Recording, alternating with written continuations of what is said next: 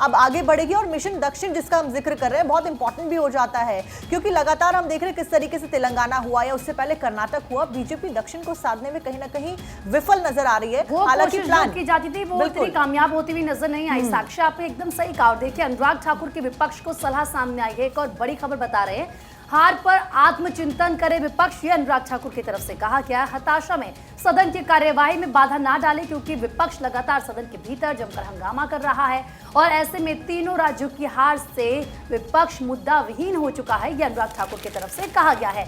विपक्ष को निशाने पर, टारगेट पर लेते हुए ये कहा कि कोई मुद्दा नहीं है विपक्ष के पास, जिस तरीके से हार हुई है उसकी, और उसी के बाद अब सदन में वो हंगामा कर रहा है।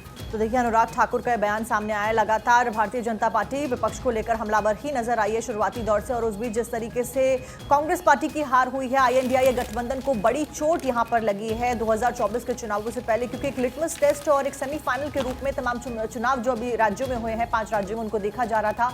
उस बीच अनुराग ठाकुर क्या विपक्ष के ऊपर ये निशाना फिलहाल सामने आया है। पलक, बिल्कुल, उन्होंने ये भी कहा कि हताशा में सदन की कार्यवाही में बाधा ना डालें।